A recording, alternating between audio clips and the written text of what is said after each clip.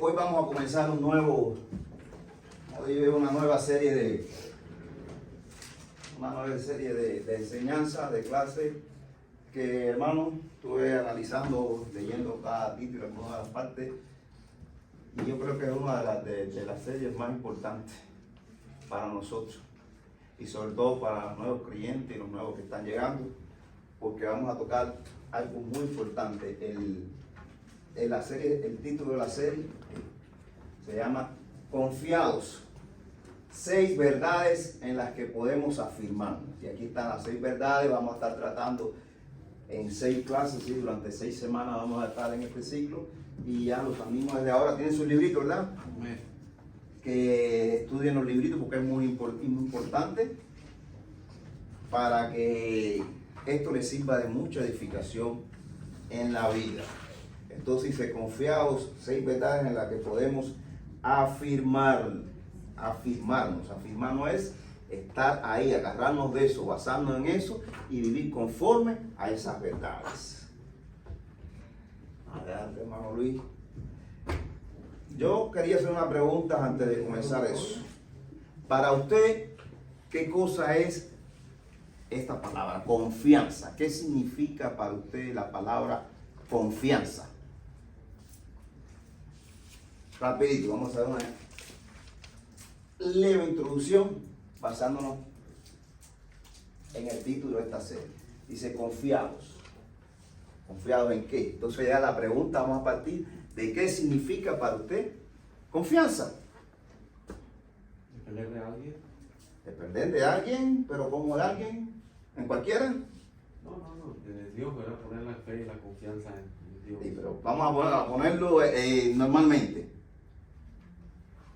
Tanto en el mundo secular como en el mundo que nosotros tenemos espiritual con el Dios. Sabemos que nuestra confianza está en el Dios. Pero la palabra confianza, quiero que me entiendan, porque esta depende de muchas cosas que vamos a entender que suceden afuera y por las que tenemos que tener cuidado. Y por eso dice que tenemos que afirmarnos en la verdad. Para usted, ¿qué significa confianza?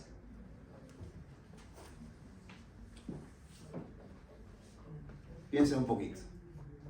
Podemos decir que es la seguridad que tú puedes tener en una persona o en algo que te da seguridad. Yo confío en el hermano Ney, yo tengo una situación y voy al hermano Ney porque yo tengo confianza, porque sé que él me va a apoyar y va a guardar lo que hemos conversado. Tengo esa confianza en él. Pero si yo sé que con Ney le gusta estar dándole el chisme con los demás, ¿yo tengo confianza en el hermano? No, ¿verdad? Usted va a una compañía, ¿sí, hermano? ¿Se puede llamar una dependencia? Pudiéramos decir cierta dependencia, pero ya dependencia ya es algo, creo que un poco más profundo. Porque después vamos a ver, antes de terminar esta partecita aquí, algo muy importante que nos dice el Señor. Usted, por ejemplo, va a una compañía, no le ha sucedido que va al hospital, no sé, va a hacer alguna venta de algo o a comprar algo. Y una cosa muy importante en este país es que no le clonen su identidad. Y sabemos que donde usted quiera que va, le piden ¿qué? El ID, y una cosa muy importante que es el seguro social. Porque me ha pasado, donde quiera que va te piden el seguro social, y lo primero que te viene a la mente: le doy el seguro social. Esta compañía es una compañía seria para ayudarle el seguro social, o donde compraste un carro en el dealer te piden el seguro social, o en un banco. Porque si usted no tiene confianza, usted simplemente no le va a dar el seguro social, porque en este país, si te suplantan tu identidad, es algo bien complicado. Y para recuperar esa identidad pasan años y gastar mucho dinero, ¿verdad? Por tanto, la confianza es cuando nosotros tenemos seguridad en alguien o en algo que nos permite confiar. Pero detrás de esa confianza en esa persona, en ese algo, tiene que existir muchos atributos, como son la honradez, la sencillez, la persona o algo que transmita la verdad. Hoy en el mundo sabemos que hay muchos engañadores en las redes, hay muchos lugares en las redes, muchas tiendas virtuales que te piden para comprar esto, lo otro. El otro día estaba escuchando de Timo, todos saben lo que es Timo, ¿verdad?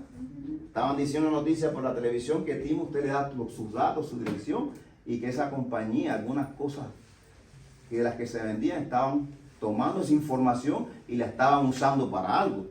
Yo inmediatamente, yo compraba cosas con Tim.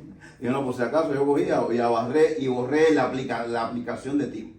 ¿Por qué? Porque ya desconfié, que es lo contrario a confiar. Por tanto, ya yo desconfié que yo no voy a comprar más nada de ahí. ¿Entiendes a lo que voy? Es decir, la confianza es la seguridad que tú tienes en algo o en alguien. Pero ese algo o alguien tiene que tener ciertas características morales, sociales, que son importantes para tú analizar. El hermano decía de la dependencia a veces de alguien. Es difícil porque depender de alguien o de algo, no, solo depender de quién. De Dios. Y si buscan ahí en Jeremías 17:5, vamos a leer Jeremías 17:5. Aquí me lo busca rapidito para yo no tardar más la introducción. Y vamos a entender esto que nos dice Jeremías 5 y vamos a aplicarlo a nuestra vida. ¿Alguien lo tiene? Por favor. 17:5. Así ha dicho Jehová, maldito el varón que confía en el hombre y pone carne por su brazo y su corazón se aparta de Jehová. ¿Escucharon eso? Vayan al 7. 17:7. Bendito el hombre que confía en el Señor y pone su confianza en Él. Amén. Eso es una gran verdad en nuestra vida, hermano. La vista de nosotros y la confianza de nosotros, ¿solo en quién? En nuestro Señor. Es más nada. Pero ¿por qué la confianza en nuestro Señor? ¿Por qué? Y de eso se trata estas 6 clases que nos van a transmitir muchas cosas.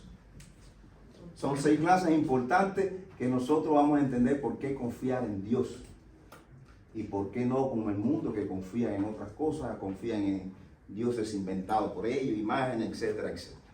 Y por qué no debemos confiar en alguien como ser humano, incluso en un hermano, poner a ese hermano, a ese pastor, por delante de Dios. Primeramente, Dios. Entonces, bueno, ya creo que entendieron ya a lo que íbamos a ir con la palabra confianza, ¿verdad? Entonces vamos a pasar a la primera clase. Y fíjense el título de la clase es una pregunta. ¿Alguien me lee el título de la clase? ¿Importa realmente qué verdad creo? ¿Importa realmente qué verdad creo? Y tómenselo como una pregunta. Y de hecho es una pregunta. Si ven en su librito tienen los signos de interrogación. ¿Importa realmente qué verdad creo? Pero bueno, antes de introducirme en la clase como tal, hay un versículo muy conocido que nos encanta escuchar y que lo hablamos siempre aquí. Y es en Juan 14:6. ¿Saben cuál es Juan 14:6? ¿Qué dice? Jesús dijo que soy el camino, la verdad y la vida. Nadie viene al Padre sino por mí. Dice, yo soy el camino, yo soy la verdad, yo soy la vida. Y nadie viene al Padre, sino es que Por mí. a través de mí, sí, de Jesucristo, de Él, no de mí. Entonces hay 3 palabras aquí importantes. Camino, verdad y vida. Dice camino. ¿Qué significado tiene camino en esto que nos dice Jesús? El camino es la forma, el lugar por donde tú tienes que transitar para poder llegar al Señor. Él dice, yo soy el camino. A través de Jesucristo es la única forma que tenemos para llegar a nuestro Señor. Porque bien sabido que cuando estábamos en el mundo, oíamos de todo. De hecho, aparecían todas estas religiones buscando un Dios, creado por el mismo hombre. Sabemos que no era el nuestro Dios.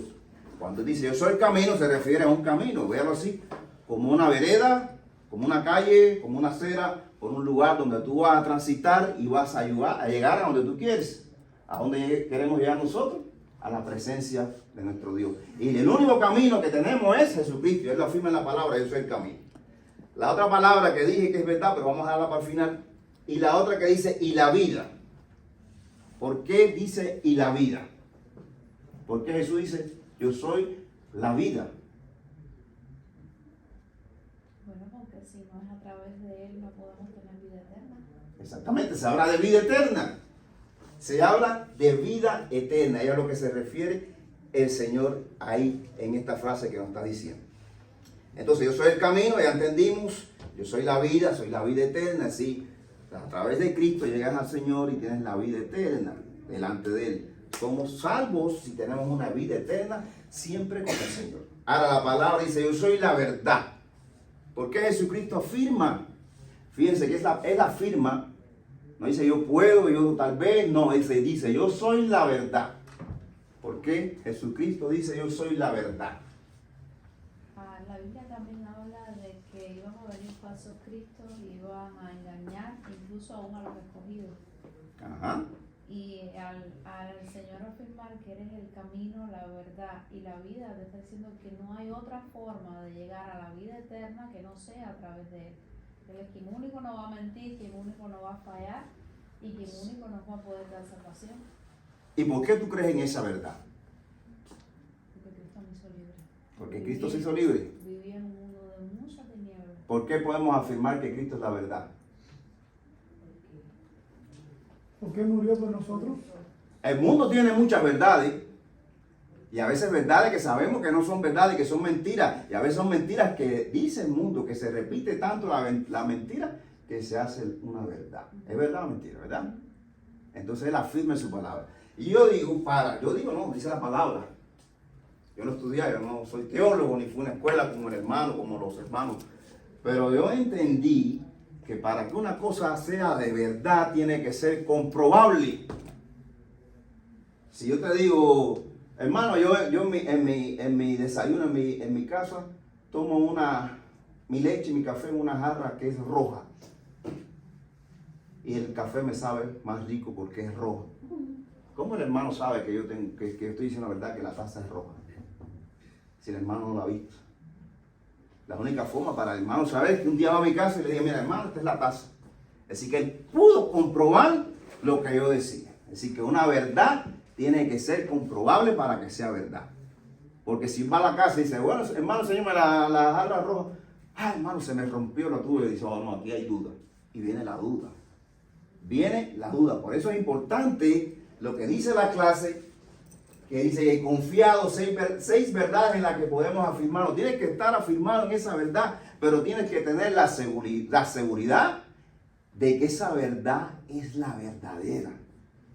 Pero si tú no vas a la palabra, si tú no la estudias, no puedes comprobar esa verdad. Y de hecho, no sé, todos tienen redes sociales, todos pueden ver en internet, estudios, comprobaciones, y hemos visto que la ciencia, el hombre siempre ha querido darle explicación y muchas veces ha querido cuestionar a Dios. Hoy la ciencia, hoy en día, se ha dado cuenta que existe algo. Porque un universo tan perfecto, un mundo tan perfecto, donde todo está bien coordinado. Y fíjate que se habla que la Tierra, un ejemplo que le pongo, ayer hubo un eclipse. Pero dice que la Tierra tiene una ligera inclinación y que esa ligera inclinación del eje terráqueo, porque si se corre 2 o 3 centímetros, todo se va a destruir. Es decir, que es un mundo, es un universo que funciona de una forma pero tan exacta, que tiene que haber un creador detrás de esa exactitud. Somos humanos y funcionamos perfectamente bien. Tenemos un diseño de órganos, sistema circulatorio, corazón, pulmones, que funciona exactamente.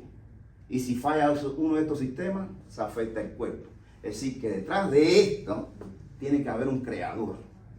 La ciencia ha dicho esto, investigado todo y se ha dado cuenta que existe algo. Porque donde hay cosas tan perfectas, donde hay tanta información exacta, tiene que haber alguien detrás de eso que lo hizo. No la casualidad genera tanta perfección. Entonces, la verdad. Y yo puse aquí en la clase un signo de interrogación, la verdad. Y vamos a Juan 1:1. Dice, ¿qué dice Juan 1:1?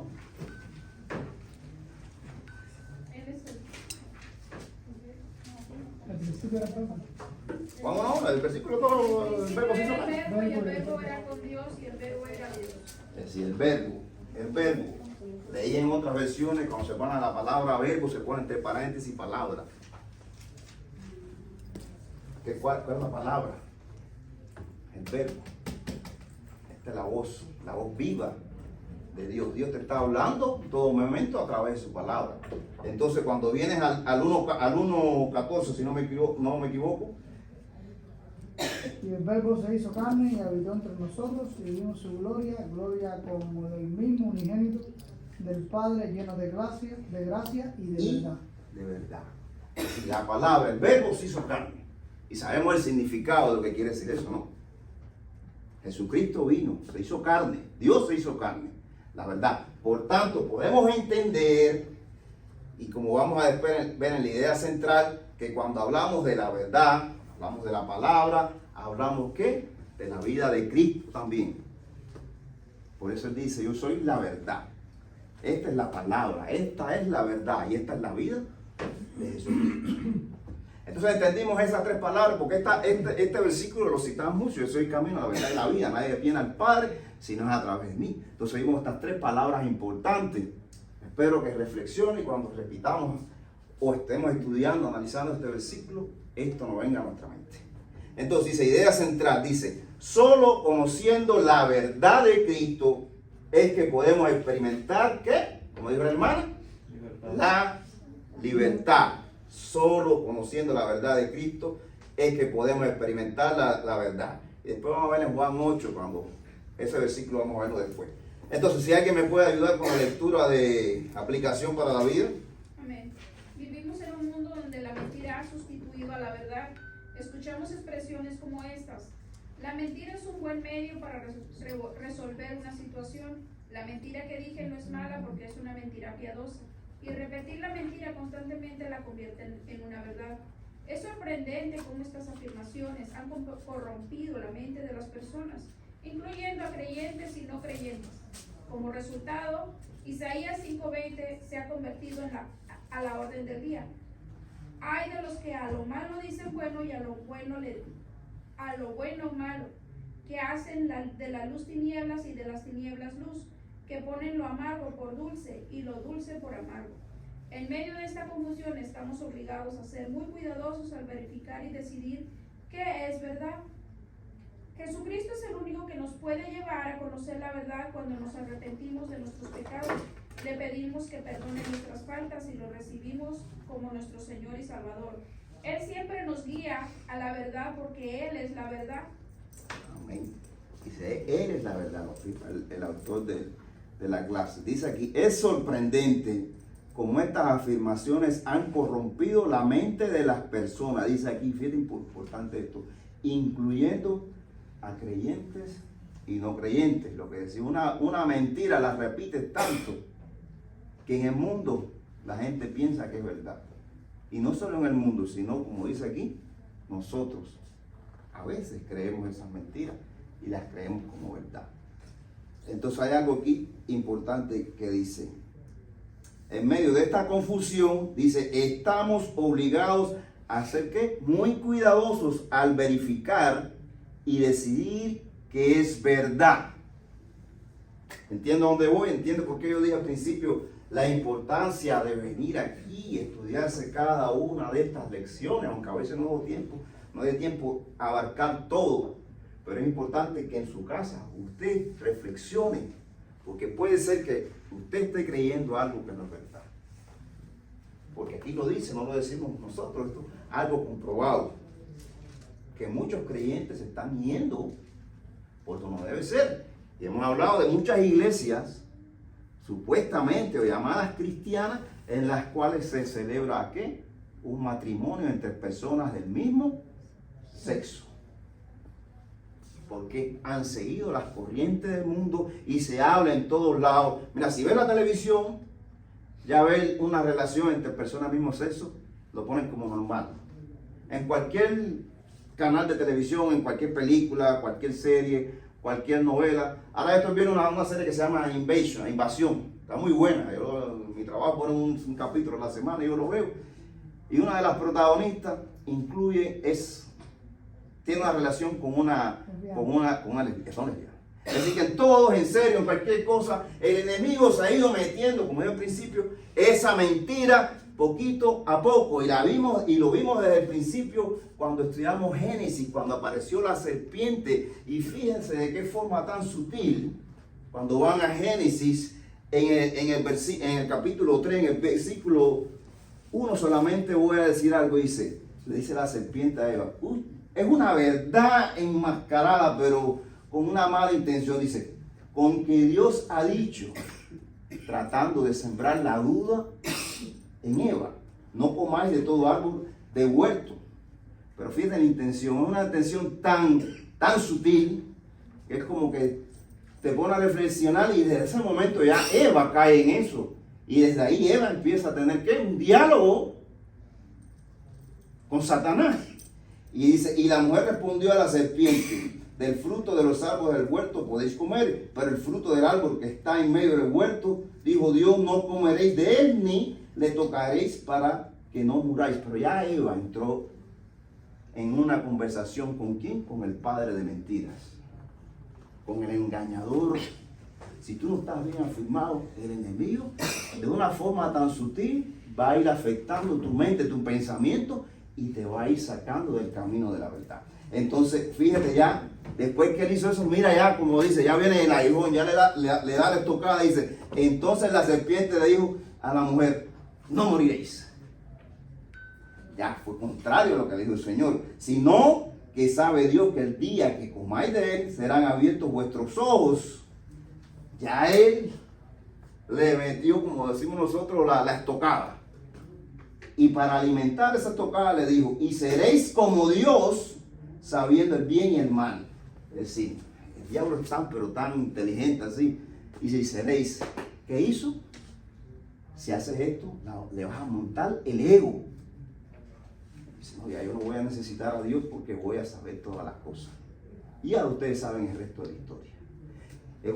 Por eso es una de las cosas que nosotros tenemos que tener cuidado en nuestros días con el ego. Porque fíjate de qué forma Satanás fue sembrando esto en Eva, que la llevó a un pecado, que llevó un pecado a Adán. Hicieron lo que Dios les desagradaba, y esto los llevó a que salieran del Edén. ¿Y qué? Puso ahí unos querubines con espadas para que ellos no pudieran entrar. Y eso es lo que nos separa de Dios, el pecado. Por tanto, podemos entender que el objetivo desde el principio de Satanás ha sido ¿contra qué? Contra la verdad de Dios. Ese ha sido el objetivo. Porque cuando se crea en ti la duda de la verdad que nosotros tenemos, empiezan a suceder cosas que son malas en nuestra vida como creyentes. Entonces, ¿alguien quiere decir algo? ¿Alguien quiere referirse a algo aquí? Entonces, vamos a pasar a los versículos que siempre traemos. Vamos a estar en Juan, en capítulo 3. Y los primeros versículos que tengo aquí son Juan 3, de 19 al 21. Vamos a ir analizando despacito y vamos a tocar algunas cosas, algunas verdades importantes que debemos de conocer. ¿Quién me ayuda con la lectura de Juan 3, 19, 21? Amén. Dice, y esta es la condenación, que la luz vino al mundo y los hombres amaron más las tinieblas que la luz, porque sus obras eran malas. Porque todo aquel que hace lo malo aborrece la luz y no viene a la luz, para que sus obras no sean reprendidas. Mas el que practica la verdad viene a la luz, para que sea manifiesto que sus obras son hechas en Dios. El 21, ¿no? Amén, sí, las que vienen ahí, no, lo que estoy buscando aquí en mi Biblia, un versículo que vienen antes.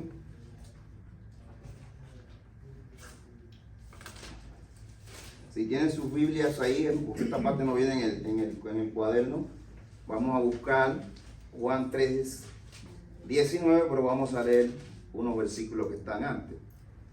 Vamos a leer de 16 a 18, yo se lo voy a leer. Este versículo siempre lo hemos tocado aquí. Dice, porque de tal manera amó Dios al mundo que ha dado su Hijo unigénito, para que todo aquel que en él cree no se pierda, mas tenga ¿qué? Vida eterna. Hablamos de eso, ¿verdad?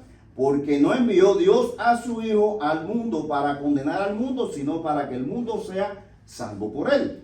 El que en él cree no es condenado, pero el que no cree ya ha sido condenado porque no ha creído en el nombre del unigénito Hijo de Dios. Vemos que en el versículo 16 se habla de ¿qué? Se habla de la salvación. Dios envió a su Hijo para que todo el que en Él cree no muera, tenga vida eterna. En el versículo 17, porque no envió Dios a su Hijo al mundo para condenar al mundo, sino para que el mundo sea salvo por Él. Habla de un Salvador. Habla de Jesucristo. Jesucristo cuando no vino a acusar ni a condenar a nadie. Porque ahí estábamos hablando en el varonil de una pregunta que el hermano hizo, que analizamos bien. Jesucristo fue con el pecador y se sentó ahí a comer con el pecador. Fue a los que estaban enfermos y decía el hermano que la iglesia es como un hospital. A eso vino Jesucristo, a los que estaban enfermos. Por tanto, aquí se habla del Salvador. Y el versículo dice, el que en Él cree no es condenado, se habla de juicio. El que cree no es condenado, pero el que no cree ya ha sido condenado. Por tanto, en el versículo 3 cuando empezamos dice, y esta es la condenación.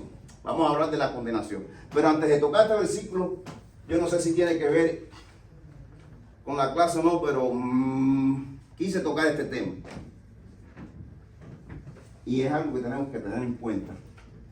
¿La salvación se pierde o no se pierde? Sí. Se pierde porque se pierde la La palabra salvación. dice cuidar vuestra salvación con temor y temblor. Sí, la Ahora podemos bien, perder. yo te voy a decir, dice que la salvación es ¿qué? Un regalo. Y es un don de Dios, para que nadie se enaltezca. Dice la palabra, que nada, ni lo alto, ni lo bajo, ni la vida, ni la muerte te va a separar del amor de Dios. Entonces, si Dios te regala ese regalo tan precioso, si dice la palabra que si tú pecas y vienes con un corazón contrito y arrepentido, Dios te perdona el pecado que sea y lo tomas y lo echas al fondo del mar. Nunca más se acuerda de ese pecado. ¿Por qué decimos que la salvación se pierde? Porque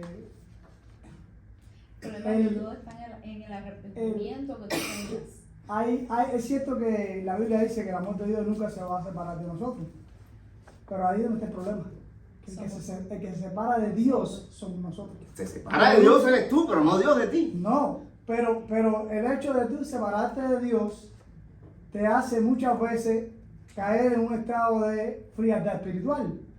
Y el pecado se va adueñando de tu vida, el pecado se va empoderando en tu vida. Y va a haber un momento que tú no vas a sentir la necesidad de arrepentirte delante del Señor. Y Es que tú no vas a sentir la necesidad, es que el Espíritu Santo te convence a ti de que estás pecando.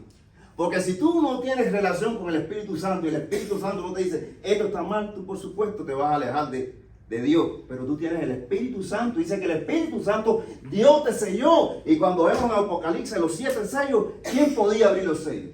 ¿Sabe lo que es un sello? Se usaba antes, se hacía un pergamino o una carta y se ponía un sello, que era generalmente el anillo del rey. Y nadie podía, cuando Dios te selló, dice que te sella con el Espíritu Santo, ¿quién puede romper ese sello? puede entristecer el Espíritu Santo. Puede entristecerlo. Puede entristecerlo. Muchos cristianos andamos así, caídos. En la semana, este miércoles, vino una persona y se paró al frente. Creo que la hermana le había hablado para que viniera y él dijo que quería ser redimido. Él se había alejado. Después estábamos hablando que él olía algo extraño. Parece que él estaba metido en droga. Pero el Espíritu Santo estaba, ¿qué? Estaba entristecido. Porque él estaba en pecado. Pero estoy seguro que ese muchacho estaba pasando muchas cosas malas. Y tuvo la necesidad de venir y pedir que él quería ser redimido. Porque él tiene el Espíritu Santo. Y es el que lo está trayendo a Dios. Pero si tú no tienes el Espíritu Santo, y así hay en las iglesias, hay muchos cristianos que no tienen el Espíritu Santo y viven una vida de pecado. Y yo no digo que no exista lo que el hermano decía una vez, que las personas se pierden la sensibilidad del pecado, porque existe. Es por eso que son estas clases, para ver la verdad. Pero si tú no tienes el Espíritu Santo, tú no eres salvo. Hoy en día hablaban en la última clase que se hacen las campañas evangelísticas, se hacen grandes predicaciones. Levante toda la mano el que quiera ser salvo, y las personas levantan su mano. Y por eso yo toqué 3 cosas que necesitamos para ser salvos. Primeramente, el arrepentimiento, que sea un arrepentimiento genuino de corazón. Y esa palabra arrepentimiento significa cambio en tu vida. Muchas personas. Recuerden la parábola de la semilla. Dice que la palabra se hablaba y muchas caían en el camino y venían las aves y se las llevaban. Es decir, que la palabra cayó en un corazón que no estaba preparado. Por tanto, iba a morir. Ahora yo, disculpe, yo no estoy diciendo, ya le digo, sí, hermano, le voy a la palabra. No te me pongas bravo. Nosotros creemos que la salvación no se pierde. Hay una pregunta, ¿no?, que dice, bueno, entonces, ¿por qué la persona se va de la iglesia y muere? Entonces nunca lo fue. Es que lo Nosotros dice en la el palabra. momento que fuimos o creemos en Cristo, el que realmente hace su profesión de fe, somos lavados con la sangre del Cordero, la Biblia dice que somos sellados por el arra de su Espíritu Santo. Entonces, un regalo, no creemos que Dios sea malo, hermano, ya te regalé esto y te lo va a venir a quitar. Un regalo Dios no te lo va a quitar, ya no nos los dio. Ahora, de eso surge a otra pregunta. ¿Puede el cristiano pecar? Puede pecar. No puede perder la salvación, puede perder el gozo de la salvación, que es totalmente diferente a la salvación. El regalo no lo va a quitar, porque por gracia soy salvo, y esto no de vosotros, pues es un don de Dios. Ahora, la Biblia dice en Efesios que tanto el don como el llamado son irrevocables. ¿Eso qué es irrevocables?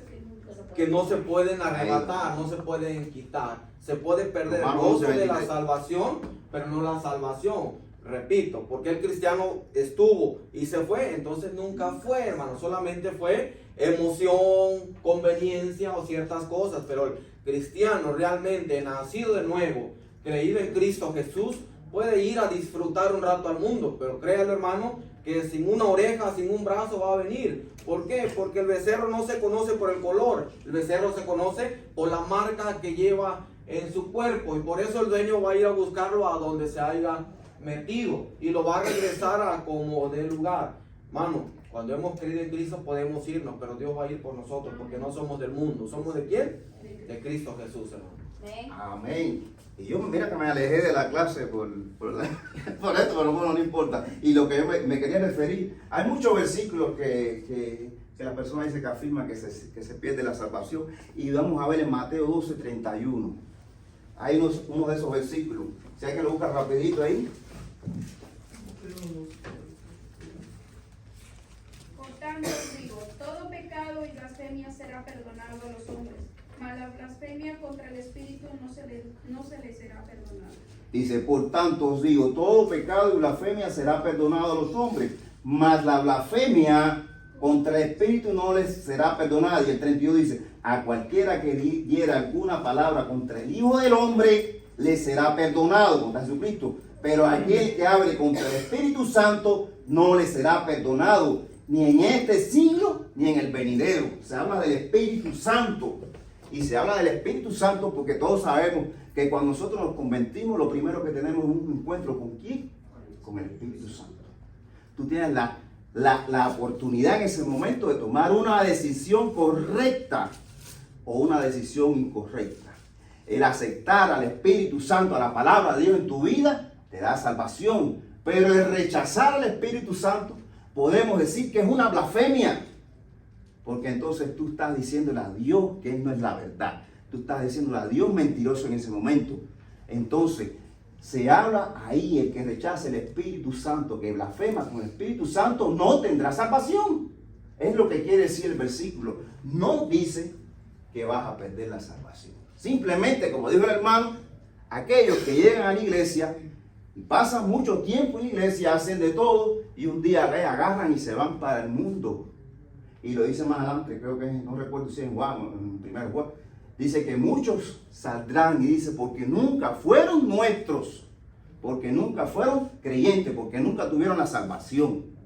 Y desdichadamente, eso está pasando y va a pasar en la iglesia, no porque lo digamos nosotros, sino porque lo dice la Biblia, porque lo dice Dios mismo, nos está dando esa alerta. Ahora bien, por eso le dije que es una pregunta, el hecho de que usted pueda pensar o no que se pierde la salvación, es un análisis que se puede hacer teológico, no sé, yo nunca fui a una escuela, pero lo importante es donde tiene su corazón y donde está su confianza. Después, si quiere, otro día hablamos, pero ya nos fuimos bastante hablando de ese tema, pero creo que es un tema importante y vamos a seguir. Entonces aquí se habla de la condenación en los siguientes versículos. Dice, y esta es la condenación, que la luz vino al mundo. ¿Quién era la luz? ¿O quién es la luz? Jesucristo. Búsqueme rápido ahí, Juan 8:12. Algunos versículos que demuestran de lo que se habla aquí. Juan 8:12 dice, yo soy la luz del mundo. El que me sigue no andará en tinieblas, sino el que tendrá la luz de la vida. Si Jesucristo él mismo está diciendo que es la luz del mundo. Por tanto, en la primera parte dice que la luz vino al mundo. Jesucristo vino al mundo.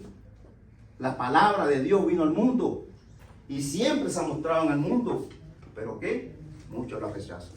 Dice, y los hombres, dice, amaron más las tinieblas que la luz, porque sus obras eran malas. Se habla aquí lo contrario de luz. ¿Qué cosa es? Oscuridad, tiniebla. Y cuando hablamos del concepto, ¿qué cosa es la oscuridad? Busqué en muchos lados, dice la oscuridad es que la ausencia de luz. Es decir, en la vida podemos hacer de las personas, podemos decir que lo que está en tinieblas es porque Cristo, porque el Espíritu Santo no está en su vida, no mora en él. Por tanto, está en tinieblas. Y dice el versículo aquí, porque todo aquel que hace lo malo aborrece, y los hombres amaron ¿qué? Más las tinieblas que la luz, porque sus obras eran malas. Aquí yo quería ver un versículo, parece que no lo... Sí, vamos a buscar Efesios 6:12, porque cada cosa que vemos ahí vamos a comprobar, entre comillas, comprobar, porque es la verdad.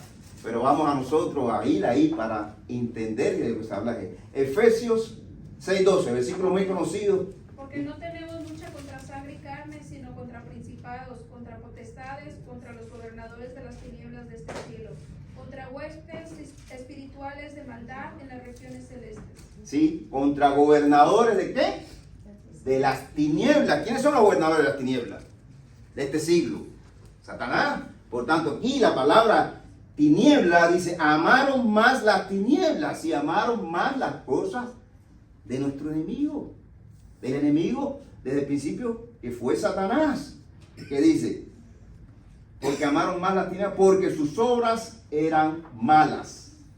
Los que están en las tinieblas, los que no tienen a Cristo, los que tienen amistad con el mundo, como después vamos a ver, son considerados, y Dios dice que el que tiene amistad con el mundo, y cuando hablamos mundo, no habla del mundo de creación, porque vino al principio que de tal manera Dios amó al mundo, amó su creación, pero hablamos del mundo, de las cosas del mundo, de lo que ha hecho el hombre. Los que tienen esa relación con el mundo, dice que Dios los considera ¿qué? Enemigos. Por tanto, estas personas estaban haciendo lo indebido. Y le ponía un ejemplo, yo pensaba un ejemplo muy fácil. Cuando un ladrón viene a robar a tu casa, ¿cuándo es que roba el ladrón? A plena luz del día. Anoche. Él va en la noche, cuando aquí hay oscuridad, cuando entra a la casa nadie lo puede ver y puede hurtar, llevarse las cosas e irse. ¿Por qué qué? Porque las tinieblas ocultan su maldad. Por tanto, las personas creen que estando en las tinieblas, su pecado es oculto, está oculto. Porque se están escondiendo en la oscuridad. Y por eso que muchas personas mantienen estas cosas que hacen en el mundo y no vienen a arrepentimiento. Porque saben que cuando vengan a la luz, estas cosas van a florecer, van a ser descubiertas. Pero son ignorantes, son necios, como dice la palabra, porque todo un día habrá un juicio. Y todas las cosas van a ser descubiertas. Todas aquellas cosas que tú estás haciendo mal, porque el mundo hace mal y que a veces la esconde en la oscuridad, un día van a ser reveladas y un día van a ser juzgados por eso. Entonces dice, y los hombres amaron más las tinieblas que la luz. Recuerde que las tinieblas que Satanás, y lo vemos en la vida diaria, no vamos a decir gozo, porque yo creo que la palabra gozo es solamente para nuestro Dios, pero da una cierta satisfacción, un cierto placer momentáneo, incluso da cierta paz momentánea, pero sabemos que es algo momentáneo, que no va a ser para siempre, y vamos a verlo después. Dice, porque todo aquel que hace lo malo, dice, aborrece a la luz y no viene a la luz para que sus obras no sean ¿qué? Reprendidas. Y fue lo que hablamos ahora mismo. Mas el que practica la verdad viene a la luz para que sea manifiesto que sus obras son hechas en Dios. Dice en Efesios 2:10, se refiere a que Dios nos creó y que Él quiere que seamos perfectos como Jesucristo y que somos hechos ¿para qué? Para toda buena obra en nuestra vida. Dice aquí en tres cosas importantes en su librito que lo puede leer. Dice, la luz de Jesús revela la verdad. Nosotros estamos viviendo en la verdad porque amamos la luz de Jesús que ilumina nuestros senderos de paz y obediencia a Él. Conocemos la verdad porque ahora Dios es nuestra prioridad. Dice, la luz revela las obras malas. La verdad es que no podemos ocultarnos de la presencia de Dios. La luz de Jesús revela las cosas malas que hacemos. Jesús es la luz del mundo. Si andamos con Él, nuestras vidas están iluminadas. Dice, la condenación es para los que aman las tinieblas. Dice, el que en Él cree no es condenado, pero el que no cree ya ha sido condenado porque no ha creído en el nombre del unigénito Hijo de Dios. Por tanto, cuando comienza el versículo y está la condenación, habla de condenación, habla de aquel que no cree en Jesucristo. Y lo que hablamos ahorita, aquel que niega al Espíritu Santo, aquel que no quiere que el Espíritu Santo habita en su vida, ese ya ha sido condenado. Créame, muchas personas pierden esa oportunidad. Y ayer vimos esto, ayer estábamos en el semáforo y yo le dije a Jaime, a nosotros lo que nos toca es decirle, mira, vayan aquí que estamos ofreciendo un desayuno gratis. Le damos el folletico que teníamos que habla de la palabra, del poder de Dios, cómo conocer a Dios. Nos tocaba eso, ellos venían aquí se les hablaba la palabra y créanme, tenían la oportunidad de su vida.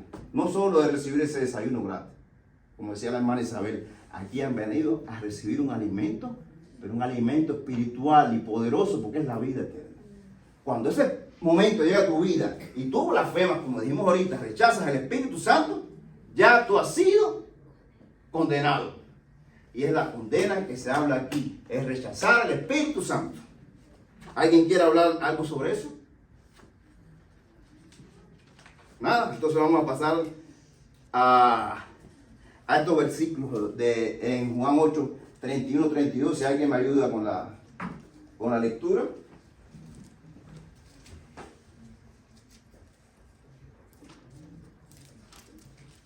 Dijo entonces Jesús a los judíos que habían creído en Él, si vosotros permaneciereis en mi palabra, seréis verdaderamente mis discípulos, y conoceréis la verdad, y la verdad os hará libres. Y la verdad se los hará libre, fue lo que hablamos ahorita. Entonces, ¿a quién le decía esto Jesús? Jesús él predicaba, donde quiera que haya predicado, había multitud, venían muchas personas a escucharlo. Muchos, como dijimos hace un momento, les rechazaban. Pero muchos que creían en Él. Entonces, esos que creían en Él es a lo que Jesús le dirige estas palabras. Pero fíjense qué interesante va a suceder aquí.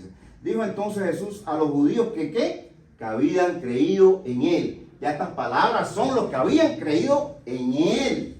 Podemos decir, aquellos en hoy en día que habían aceptado el Espíritu Santo, que habían creído, que eran salvos. Estas palabras dicen, si vosotros permaneceréis en mi palabra, seréis verdaderamente mis discípulos y conoceréis la verdad y la verdad os hará libre. Fíjense aquí que estos dos verbos se lo emplean en el futuro. Permaneceréis. Ustedes permaneceréis y si ustedes conoceréis. Lo habla en futuro, lo habla a partir de un punto en adelante. Y podemos decir que ese punto es el momento que nosotros estamos a Jesucristo, en que nuestra vida pasó y tuvimos un nacimiento de nuevo. A partir de ahí, ¿qué es lo que pasa? Dice, si vosotros permaneceréis en mi palabra, seréis verdaderamente mi discípulo. Si permaneceréis en mi palabra, es permanecer en esta palabra, en la verdad. Es permanecer en Jesucristo. Buscarle, conocerle, obedecerle, porque eso es obediencia. Permanecer. Tú puedes aceptar a Cristo, venir a la iglesia, pero dices, no, yo no me voy a congregar. No, yo no voy a ir a la oración. No, yo no voy a ir a evangelizar. Yo sé que, como dijimos ayer, Dios existe, pero como dice que existe en todos lados, está en mi corazón, yo no necesito ir a una iglesia a buscarlo. No, es todo lo contrario. Dice, si permaneceréis en mi palabra, habla de obediencia. Ya hablamos ayer de esto. No dejéis de congregarlo, como muchos tienen, como muchos hacen. La palabra dice que el congregarse es parte de tanta verdad que está aquí. Entonces, si permaneceréis en mi palabra, seréis verdaderamente mis discípulos. Si permaneceréis en mi palabra, en lo que hago, en lo que digo, en la obediencia, entonces sí serán considerados discípulos. Y cuando vemos la palabra discípulos, podemos decir estudiantes, alumnos, personas que están aprendiendo. Es decir, que la única forma de aprender de Cristo es estar en su palabra. Es estar aquí escuchando las clases, escuchando lo que Dios te está diciendo. Pero si tú no estás aquí, si tú no estás en la palabra, tú no puedes entender cómo Dios te habla en una situación. Y a veces pasas una situación triste, y dices, Dios no me oye, y Dios te está hablando. Pero es que si tú no estás preparado, como dice aquí, si no estás permaneciendo en la palabra, tú no le vas a entender. Y pasa mucho. Dice después, y seréis verdaderamente mis discípulos. ¿Son el timbre, no? Y conoceréis, ¿qué? La verdad. Si yo no mantengo una relación de amistad con el hermano, yo alguna vez lo voy a llegar a conocer. Yo voy a llegar a confiar en él. Yo voy a aceptar cuando él me dé un consejo. Ya, yo no sé lo que hace, no me interesa su vida, no. Yo hago otra cosa. Por tanto, es importante esa intimidad, esa comunión que tienes que tener con el maestro, porque somos discípulos de Jesucristo. ¿Y nuestro maestro quién es? Jesucristo. Dice, y conoceréis la verdad. Estando con Jesucristo y permaneciendo en él y permaneciendo en la palabra, vas a entender la verdad. Y vas a entender la verdad que hablamos al principio, que la verdad, para que sea verdad, tiene que ser comprobable. Cuando tú estás en la palabra, tú entiendes que la palabra es bien eficaz porque te habla a cada momento. Y usted entiende porque tiene el Espíritu Santo. Dice que lo que está en el mundo, la palabra es locura. Simplemente porque no tienen el Espíritu Santo, no lo entienden. ¿Me entienden? Por eso es que dice que conoceréis la verdad. Dice, y la verdad os hará libre. ¿Por qué dice que la verdad te hará libre? Porque va a quitar el velo el cual tú te Recuerden a Pablo. y te va a hacer libre por la sangre de Cristo. Porque Amén. Cristo venció a Satanás. Cuando Pablo tiene el encuentro que Jesucristo salió ciego. Fue a los 3 días que dice que cayeron como escamas de sus ojos. Entonces vio la verdad. Así estábamos nosotros en el mundo cuando no conocíamos a Cristo. No sabíamos, y de no, Satanás, eso es un invento. No sabíamos nada de una guerra espiritual. Cuando sabemos que vivimos constantemente en una guerra espiritual. Es decir, que no sabíamos nada de eso. Entonces, la verdad os hará libre. Recuerden, cuando estábamos en el mundo, y como muchos dicen en el mundo, yo hago lo que me dé la gana, yo hago esto y hago lo otro. La persona en el mundo se creía dueño de sí. Pero no sabemos que no. Que detrás de todo esto, ¿quién está? El padre de mentir. Como dice el hermano, que ¿a qué vino el diablo? A hurtar, matar y destruir. A hurtar, matar y destruir. Y esclavizar. ¿Cómo nos estaba esclavizando Satanás? Con el pecado, hermano. El pecado te tiene esclavizado. Yo tuve la oportunidad cuando estaba en Cuba visitar un lugar donde, casa de un amigo mío que en la parte de atrás era como un pequeño albergue de alcohólicos. Alcohólicos, de los alcohólicos anónimos. ¿Han escuchado sobre el timbre? No.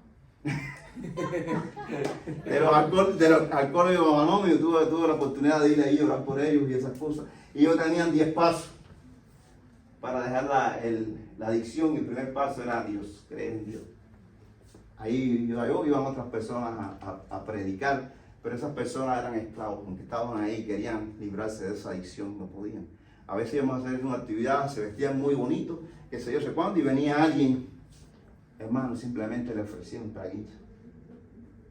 Hermano, y a los 2 o 3 horas ya esa persona era un asco de persona. Aunque quería, no podía. ¿Por qué? Porque estaba esclavizado. Pero eso hace Jesucristo en tu vida. El único que puede romper esas cadenas es Jesucristo. Por eso dice que la verdad os hará libre. El conocer a libre te hace libre, porque ya la esclavitud que tenías en el mundo, que estaba sometido al pecado, estaba sometido a una adicción, ya sea del alcohol, ya sea droga, ya sea pornografía, ya sea chisme, ya sea todos esos vicios del mundo, te esclavizan. ¿Es verdad o mentira? Todavía muchos cristianos padecemos de algún tipo de adicción, pero tenemos a alguien, dice que Jesucristo está a la diestra de nuestro Señor y abogado para con Dios tenemos ¿qué? Jesucristo. Él te hace libre, Él te quita esa dependencia del pecado. Por eso que el conocer la verdad te hará libre. Para que no se nos vaya el tiempo, ahí tenemos otras cositas muy interesantes, pero bueno, podemos ver otro día. ¿Alguien quiere decir algo más sobre esto?